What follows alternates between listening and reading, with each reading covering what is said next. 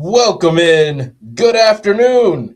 It's the Ticket Punchers here on 96.1 FM, 1450 AM, Big X Sports Radio. I'm your host, Roman Kelly, soon to be joined by my co-host here, J.R. Anderson, as we take you down until 6 o'clock. Per usual here on the Big X, Tuesday through Friday. We're missing our other co-host, Curtis Phillips, today, a.k.a. Mr. Philly Picks, as he will be out today doing some stuff with the family he had to handle. But it's all good. It'll be JR and I here, getting JR in shortly. We did have some technical difficulties to start the show off a little bit.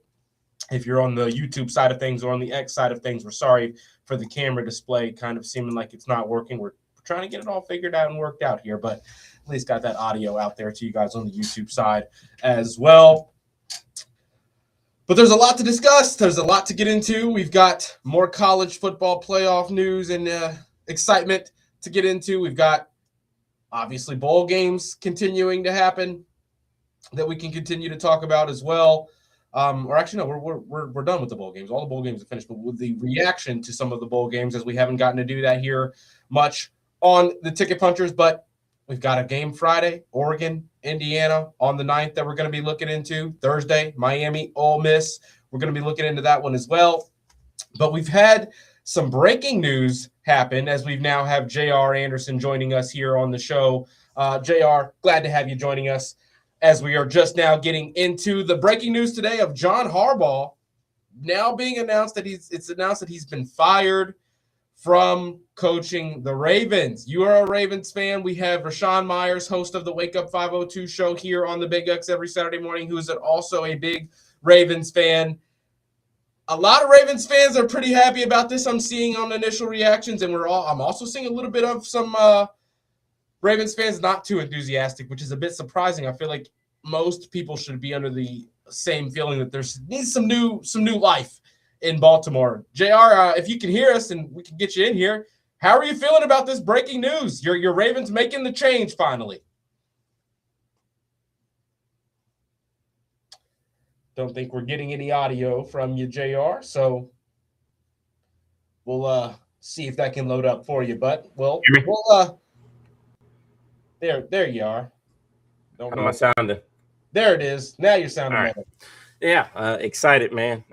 Best news. I made an hour-long video yesterday about just, going over all the single-score losses over the 18 years and, just the 20-point blowouts to start the season, things like that. But, man, today's a good day. I don't know who the replacement's going to be, so it's kind of bittersweet, going through change. But I don't think we can go through another year with wasting LJ's talent. I think we need to be able to hold people accountable, offensively and defensively, and bring back that Ravens culture, man. So I think it's time for a change and, to get us back on track. So I'm excited. Disappointing season, ultimately, when you are dealing with a quarterback like Lamar Jackson in his prime and you're not putting him in a position to succeed ultimately from start to finish in a season. Whether that's personnel issues from roster construction, whether that's coaching issues from game planning mistakes or errors or overthinking, I like to call it, or whether that's just the game's not coming down to the pieces falling how you want. Ravens fans have kind of been through it all here lately. Being so close to success a few times as well, I feel like a lot of people understand why they're making this move. I want to ask before we get into just our basic ticket puncher talk for today here, January 6th, 2026. We'll have Louisville in action tonight that we're going to be discussing. Like you just mentioned, there's not a favorite for this new opening yet. Are there some names that you would be interested in if you had to choose? Yeah. The one that I love the most is Brian Flores. I know it's kind of a touchy subject with his legal situation with the league and stuff, and him also being DC for the Vikings. So it'll be kind of interesting. I've been hearing some Kubiak rumors of him wanting to get back out there. I've been hearing some Mike McCarthy rumors of him potentially being interested. But we just need someone who has, same type of championship pedigree. But most importantly, man, we have to be able to restore the Ravens culture, build back strong with our defense first. And then we have to revamp that offensive line and then find weapons for Lamar. I mean, Lamar can cover up a lot, but we got to start with defense, man. That's been Ravens culture for the longest. Defense does definitely come first in the NFL these days. You see the teams that are making things happen, making a difference. They've got an elite side of play on the defensive side too. So hopefully they can get the right coach in there who brings in the right guys and gets everybody on the same page again. Because, I mean, with a body type like Lamar and his play style and his athleticism, are not necessarily on a timer, but you don't know how many years of this kind of Lamar you're going to get, right? You don't know how many years he's going to still be willing to take hits and be that do-it-all kind of a quarterback. So you've got to make use of him and his ability right now, being one of the 2 or 3 best quarterbacks in the league. Got to get him in a spot to win, and that's now or never for the Ravens ultimately. Absolutely. But we had to touch on that a little bit. You had the Lamar Jackson jersey back there hung up right now. I believe you have a U of L one sitting around somewhere as well. So I knew you were going to be excited to hear that news. You got the Ravens gear on today. You got the captain's hat on today. And that leads us now into our next segment here on the Ticket Punchers, and that is ultimately the weekend, JR. And just the time, this past couple of weeks, we haven't had a lot of shows. We haven't been able to get out there as much as we would like to on the airwaves, just because of time being off and whatnot, and people having different availability. But we're back. We're back to that consistency. We're back to that continuous every day, giving picks out, giving punches out, finding lines, and doing our dig. And I've got to ask, ultimately, though, what surprised you most over the weekend? Was it something on the college football playoff side of things with the bye games and the upsets? Was it maybe potentially something on the NBA side of things? Yeah, we've seen a Thunder team start 25-1, best start in organization history, like on path for that same type of start that the Warriors had for their 73-9 season, the same start that Bulls team had for their 72-10 season. And since they had that start at 25-2, they've dropped to 6-5 in their last 11 games, not looking like the same team at all, which has been ultimately a surprise when it kind of felt like we were entering that stage of the season where they were just about to start coasting, winning every game, and there's not really any doubt that they're going to be the team that makes it to the finals. I haven't seen a lot of finals picks changes, but the Thunder showing that they're beatable, Indiana busting up Alabama the way that they did last week. I mean, all of the craziness in the NFL that we got to watch. What surprised you most, or just what had your attention the most over the weekend going in? I would say definitely the Miami-Ohio State game. You know, I picked Ohio State to win by, 8 points on our show, almost 10 points on our show. And, that flopped on me. And then also Georgia, man, those 2 games really surprised me. I will say I think Trinidad is a lottery pick. That boy can absolutely sling it. They're saying he's staying back. Dude, if he comes out next year, or he decides to inevitably stay with Ole Miss, which he said he is a stud. I haven't seen someone be that calm throughout an entire game in a very long time. He was very impressive, and to take down Georgia in that fashion was very impressive. I'll be very interested to see how he does against this Miami defense, and if he can replicate it, I think his draft stock is going to do nothing but shoot through the roof. But those 2 games for sure, man.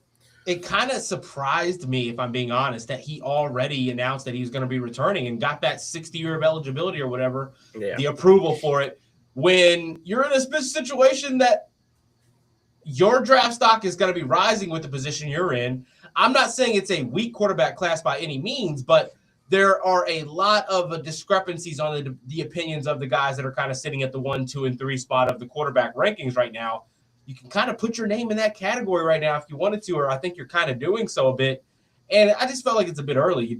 See what your prospects look like before you announce you're coming back potentially. If you've got the opportunity to go and do something special this season. NFL teams are going to be watching that. That was definitely the biggest surprise, one of the biggest surprises over the last few weeks or so for me as well. Georgia, though, ultimately, that was my pick. I really thought Georgia would get the job done, and they didn't, and that was shocking. And now we've gotten an exciting, unpredictable college football playoff, the Final 4 teams, right? Not really what anybody predicted. As it's you've got an Ole Miss team, you've got Miami. Not a lot. Most people didn't have them getting to this part. Texter on the comments say Lane Kiffin is shaking right now. He is. Philly picks, actually. That's Philly jumping in, chatting with us here as he was able to get in on the stream for a few minutes. We appreciate you, Philly. Lane Kiffin, that's why he agreed. That's why he forced them to pay. He knew that there was a chance for this Ole Miss team to go and get a couple of wins, and as soon as they did so, or because they were potentially going to do so, he made it to where LSU had to pay him if they did. So he's shaking right now, but he's getting paid for feeling like the guy that left the winning team and the success story. But that's college football in this day and age. JR, we've got a lot we can go next. The direction we can really take is really up to you, because we've got all kinds of NBA action on tonight. We can get official punches out there. We can get triple punch, and I want to do both of those. But before we do that, we've got to talk about our cards in action tonight. The line has been all over the place as we're facing Duke in the Center, 7 p.m. First true big test in the ACC this season. I say that as we're coming off of a loss to Stanford, but that when I say test, I mean a team that is projected to be a team that's going to make some noise in March and go on a March run. That is what this Duke team is projected to do. This is the first team in the ACC projected to do something like that this season that we're facing. And it's exciting because we haven't beat Duke since 2021, I believe, which we beat them twice in the regular season that season and then lost to them in the ACC tournament, which started a bit of a streak of a losing streak to this Duke side. And Pat Kelsey himself has kind of been on a bit of a, losing streak against these top type opponents that have got that top tier talent and top tier size, right? When you go up against the top teams that don't have that size, he's done well. Indiana, Kentucky, Cincinnati. But when he's gone up against the teams that have that talent and that size, Arkansas, Tennessee, he hasn't gotten the job done. Even back to last year, looking at Tennessee, Ole Miss, and the Duke games. Even though we were up at halftime in both of those Duke games last year. Overall, JR, how confident are you about Louisville's chances of getting a victory tonight? And how do you see this game going? Yeah. No Brown, no win. Don't do that to us, JR. Don't do that. The only thing that I'm hopeful for is if we play well with the home crowd, if they fuel us and if the 3 ball is rolling, that's our only savior, man. I don't think we're going to have an answer for the bigs inside. I think that's what our weakness is right now, until Case and Pryor maybe comes out of his shell a little bit, but we haven't seen it, since before the injury. So, everything's telling me take Duke money line. It's minus 118 right now, but it's, I can't press the button. I'll just stare at it.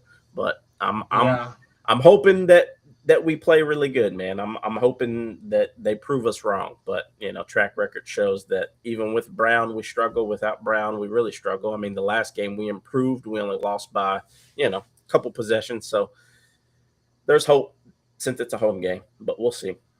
There is some hope, obviously. Pat hasn't lost a home game since Duke last season, December.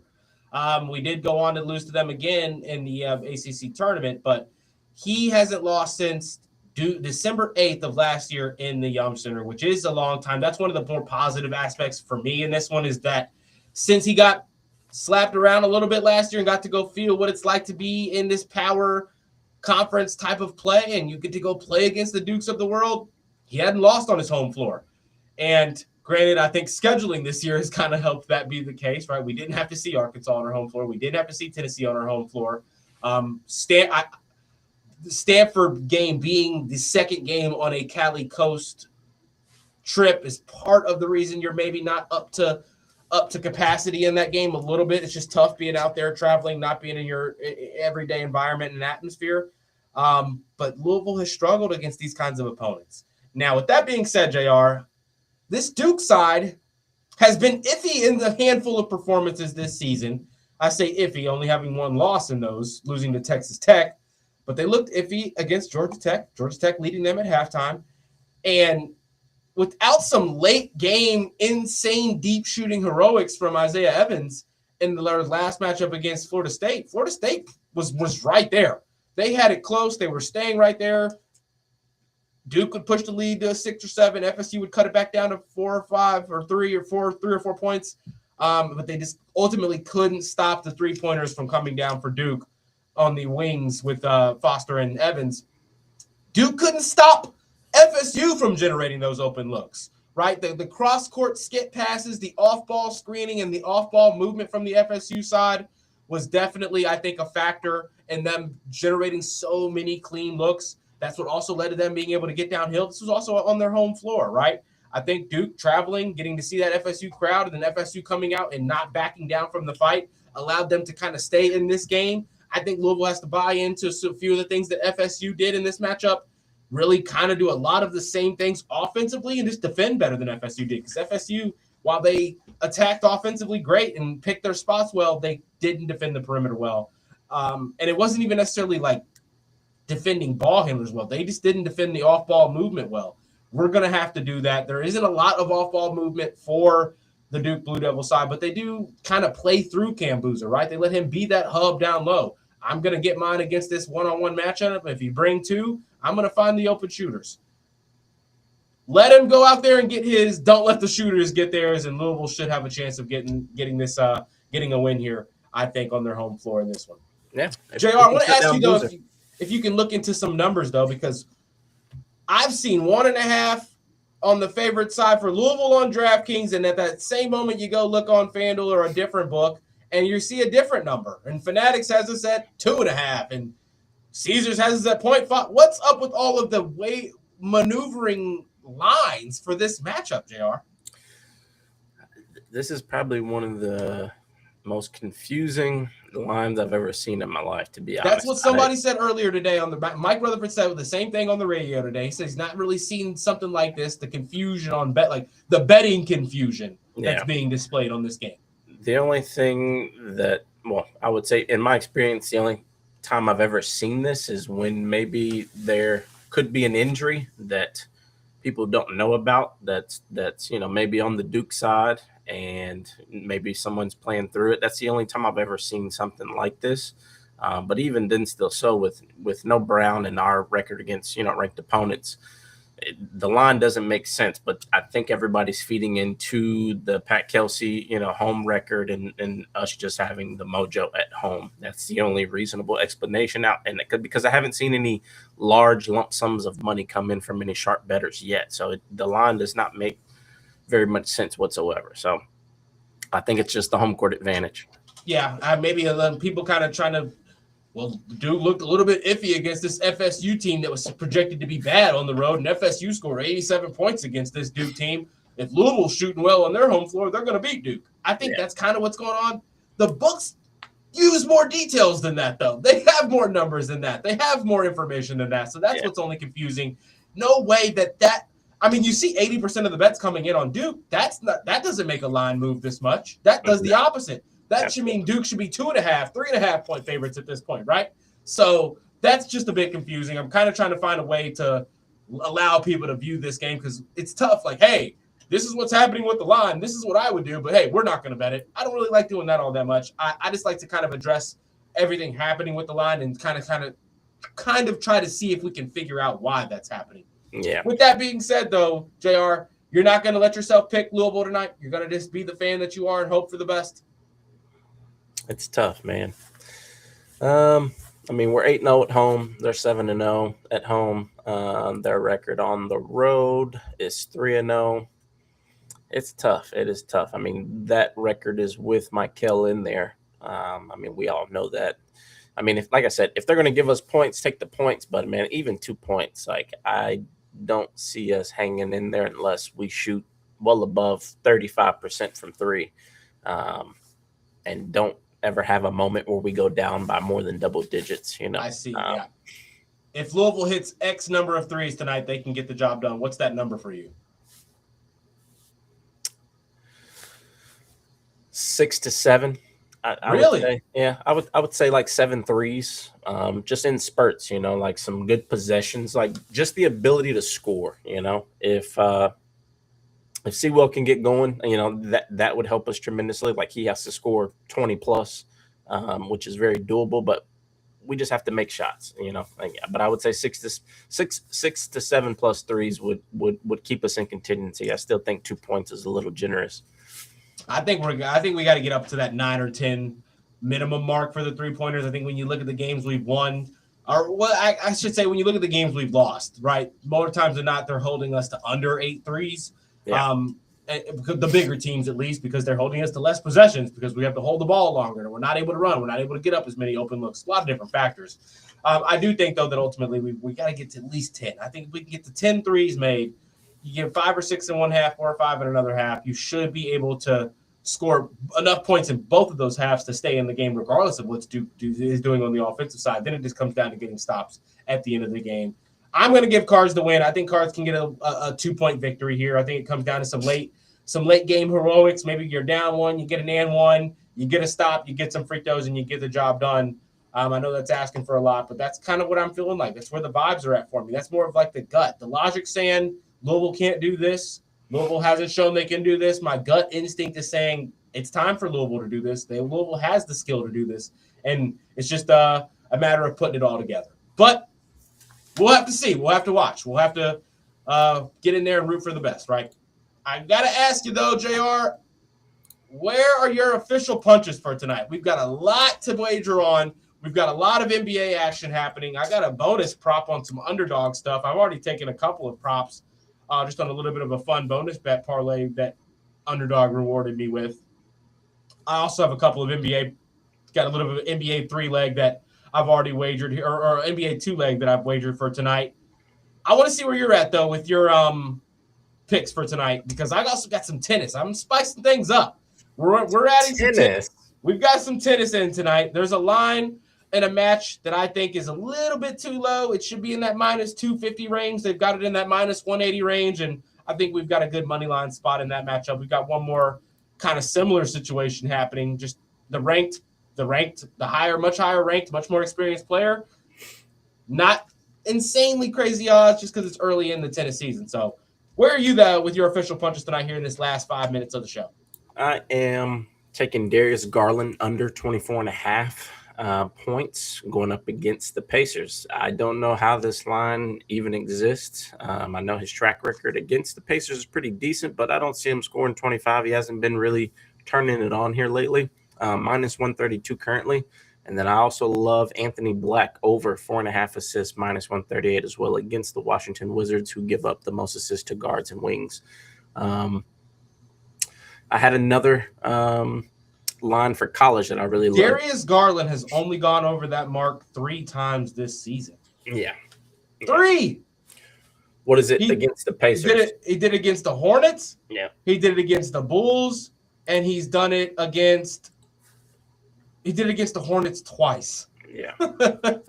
Yeah. I don't know where that line's coming from either. I don't know. His last, 5 matchups against the Pacers are 20, 11, 21, 10, and 24. The only thing I was thinking was maybe they would rule someone out here late for injuries, but I have not seen anyone get ruled out. I was like, maybe, Jared Allen is probable. D Wade is questionable, and Tyson's questionable. Oh, they've got D Mitch questionable. Yeah. So, I guess that's where it's just got ruled out.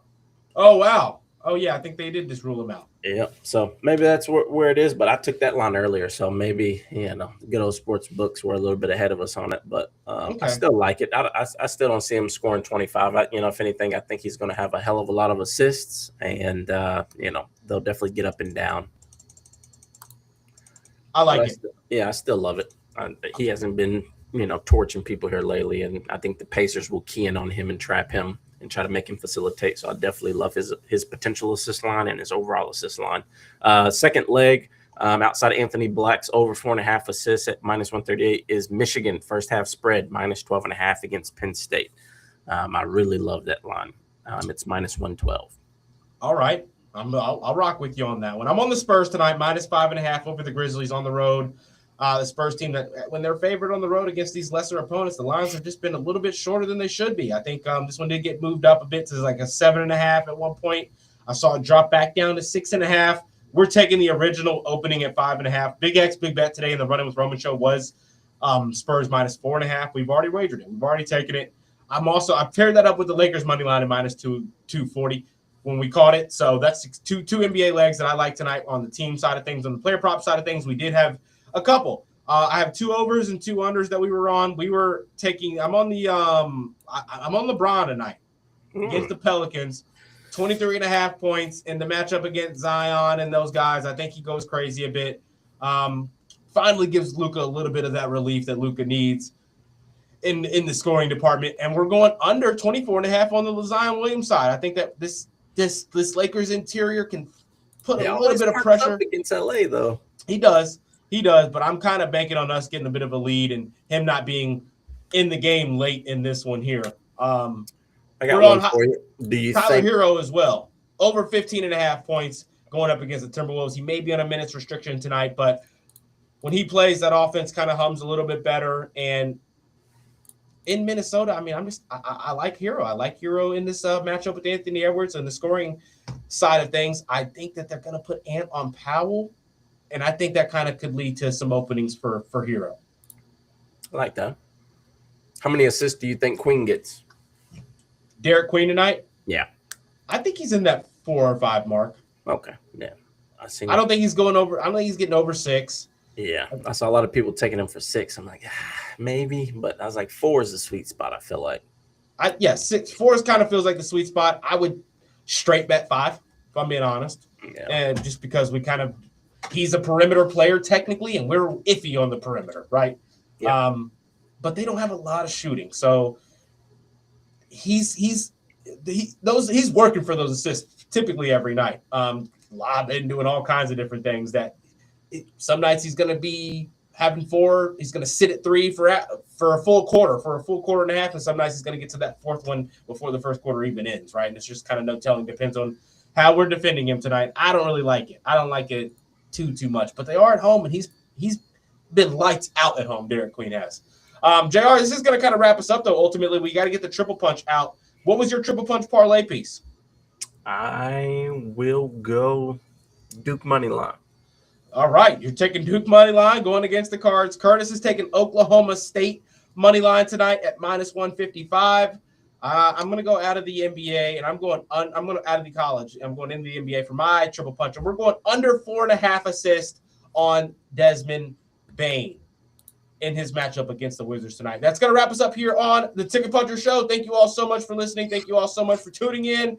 We'll stay tuned for just a few minutes, chat for a few more minutes here on the X and YouTube side of things if you guys want to jump right over there from the radio side of things. But thank you all so much for tuning in. We'll be back tomorrow right here on the Big X. JR, let's go punch those tickets, my man. Punch some tickets.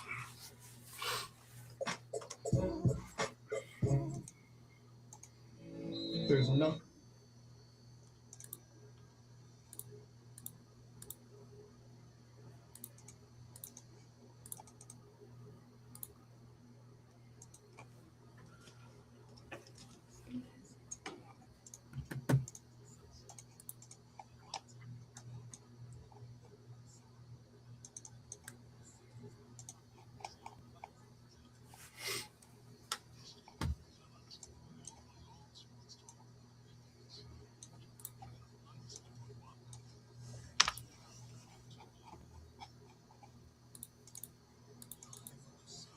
All right. JR, how are you feeling? How are you feeling about our punches so far tonight? You took Bane under 4.5. Is that what you said? We got Bane under 4.5. I got Duke money line. What was the other one? Oklahoma State money line from Curtis. Let's look up that one. I'm not familiar. Let's see. Dun, dun, dun. Oklahoma State basketball. Yeah, I don't think there's any. They don't know. There's no college football on tonight. So Oklahoma State against UCF. Oh, at home, only 2.5 point favorites. I'm not mad at that at all. What was the line again? They're 2.5 point favorites. He took the 2.5 or the money line. He's taking a money line straight up.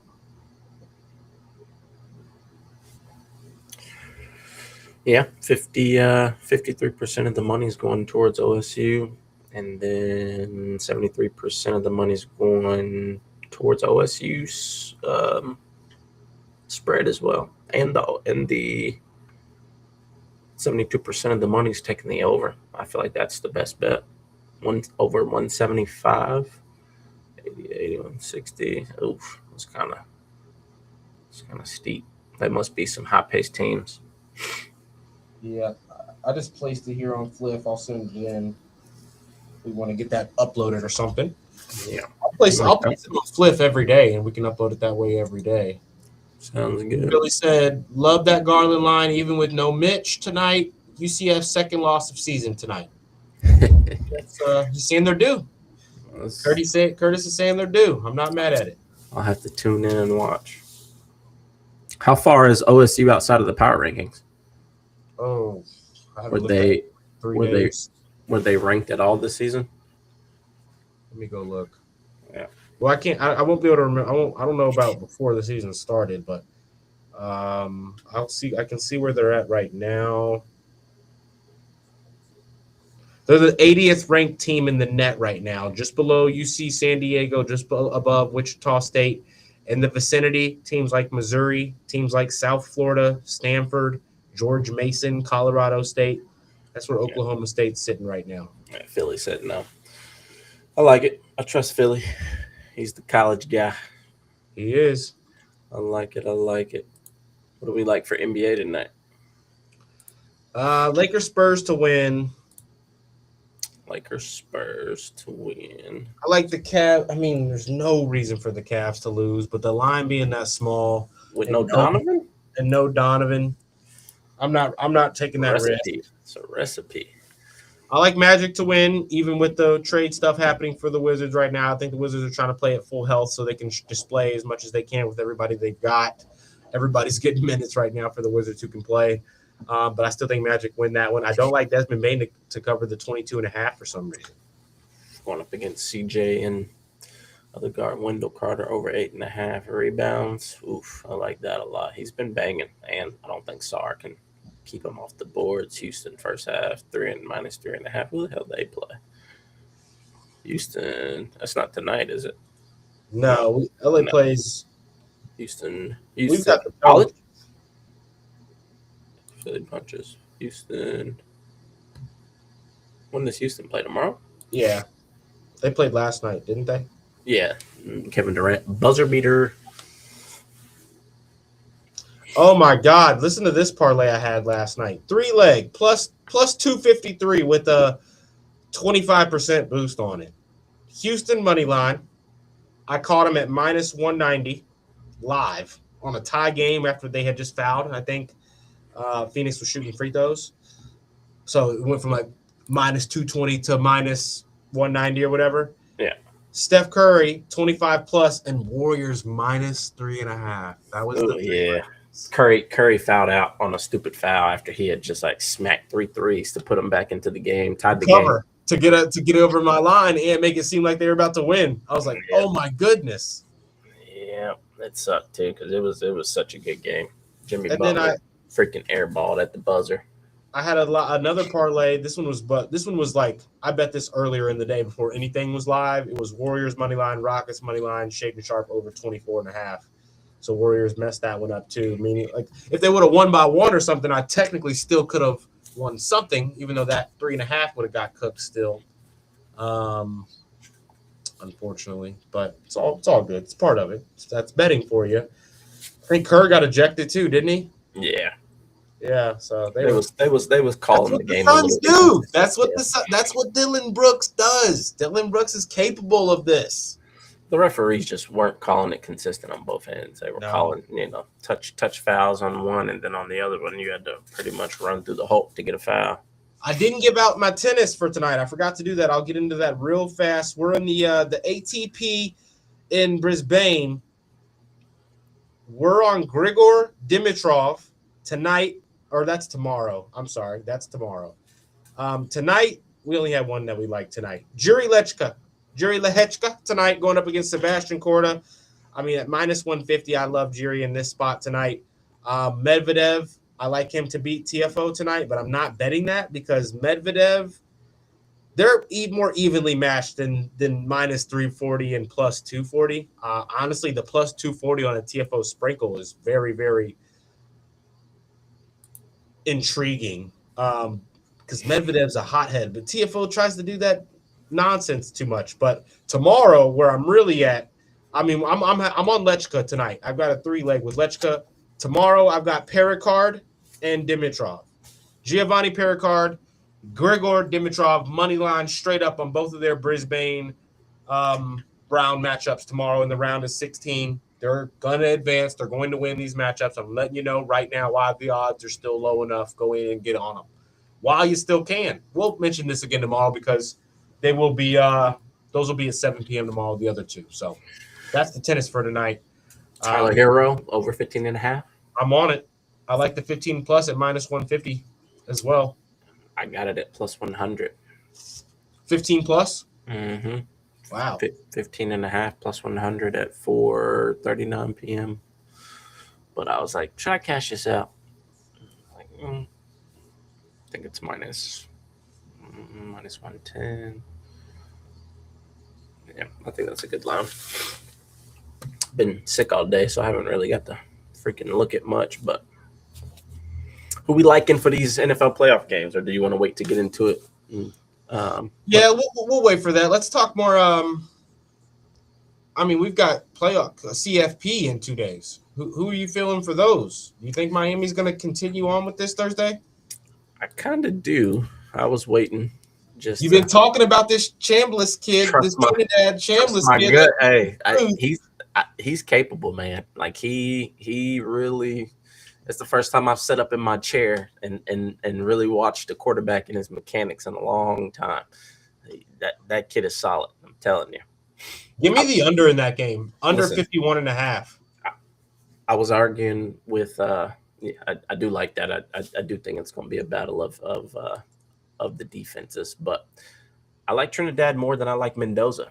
And I know Mendoza's going to the Raiders, and he's your prototypical, tall, stout.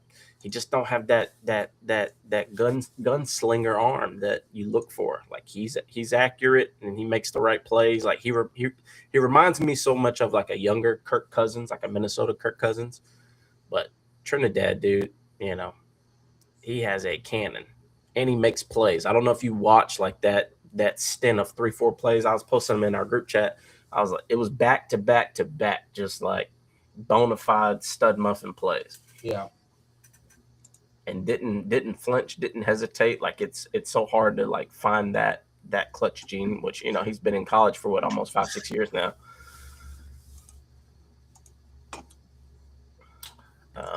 We got a text in on the Game Day Mental text line I forgot to get into. Says we have a DraftKings boost for U of L Duke 3-leg parlay. I like for this. Give me Boozer 20 plus points, McNeely 12 plus, Conwell 20 plus. I mean, that should happen. It should, but Conwell, I think, has to score. McNeely should have to score, but get Philly picks in here? Yeah, he's in here. Hold up, What up, fellas? Hold up. I definitely think Boozer goes ballistic. Nobody has an answer for that kid. It'll come down to Neely. Like his jumper. If it's going, it's going. If it's not, it's not. He just doesn't drive enough, in my opinion, to create off the mid-range. If you ever watch some of his footage before he came to Louisville, dude, he used to get to the rack and create and get to his mid-range like no other. I don't know. We were talking about that earlier today. I don't know what happened, but it's just not there anymore. And until we can get some mid-range outside of Brown and Sewell, then I don't know what else to expect, really. It's just going to be a lot of accidental basketball, as the late great Kobe used to say. Yeah, I agree with that. I think McNeely this year is more so playing his role, but at times like this without Brown, I think you gotta do more. We need to facilitate a little bit more, get to the rim, not just shooting threes. So I agree with that. I think Rulli needs to have a nice game. Yep. As well. It's like a must at this point. Without Mike help, we want a chance. And overall, Louisville just has to limit turnovers. If we control the turnover battle, and we can just limit Duke from second chance points, but then on our end, just shoot a decent percentage. I'm not saying shoot great or shoot perfect, just a decent percentage. I think we'll have a shot at it as long as Sewell gets it going. That's what it's going to come down to, that and how well the 3 ball goes up. But yeah, How you like that hardball firing, Philly? Yeah, that was I don't know. It don't seem like it surprised a lot of Ravens people, but I mean, I thought it was a possibility with some of the way y'all's games went down. Y'all definitely blew a few leads where where Henry didn't even touch the ball in the fourth quarter after y'all was up double digits. So yeah, but it seems like y'all are kind of just bittersweet about it and just ready for kind of a new start after what was he 17, 18 years? 18 years, man. One That's Super crazy. Bowl. Yeah. The scary part is I'm terrified of who the candidates are going to be. Like that's what I'm terrified of. Like, I'm hoping they interview Brian Flores, Mike McCarthy, Kubiak if he's interested. If Kubiak's interested, I'm taking Kubiak off the rip. Yeah, he would get it done, and he would restore that Ravens punch you in your damn mouth football. But yeah, if not, then it's scary. I just hope they don't mess this up. That's the worst thing you can do. Oh yeah. That's the best available job at the moment. It's literally like I believe around 8 or 9 coaching availabilities right now, head coaching spots right now. So yeah, I wish call it a long shot, but as far as like a team person guy that I know that would be a great fit, Marcus Freeman. Even though he turned down the NFL, but dude, I think he would be a stud muffin of a coach. Like just listen to his motivational speeches, dude. It'll make you run through a brick wall, and like that's that's what it takes. Hardball with this damn who has it better than us? Everybody. Yeah. It should be interesting. Everybody. Side note, what y'all think about the Trae Young trade talks? Oh, ready for something to shake. It's been time. Yeah, but his contract is just too steep. Like I don't know who's and he's weak. Yeah, I mean, they damn sure better not trade his ass to the West. They're gonna put his ass in the blender out there. Like he's gonna need to be on a defensive team. Like he needs some defenders by him, or give him that Chef Curry treatment where they hide his ass in the corner defensively. Yeah. I don't like him going to the West. I definitely love him staying in the East. I just don't know. Like, he needs to go to Washington. If it's not a contender, go to Washington. Go build something for the end of your prime. You're not winning a ring. Everyone knows your style of offense isn't winning a ring. Building in Washington. I know. Yeah, I don't see Washington. Nobody wants to go to Washington. That's the only team after him. The only thing he's building in Washington is a congressional campaign. Go build you a little. I don't even know what you call it, because culture ain't the right word. But Washington needs a point guard for all them young guys. You can go be that for them. I can see Milwaukee. Hey, yeah, I would like that.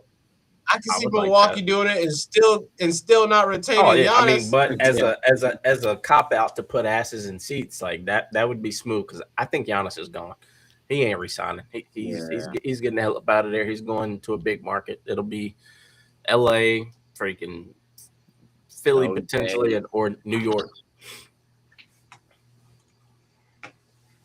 I think Philly about one more knee injury from moving the hell up off of Embiid. Dude, you see yesterday, dog? Yeah.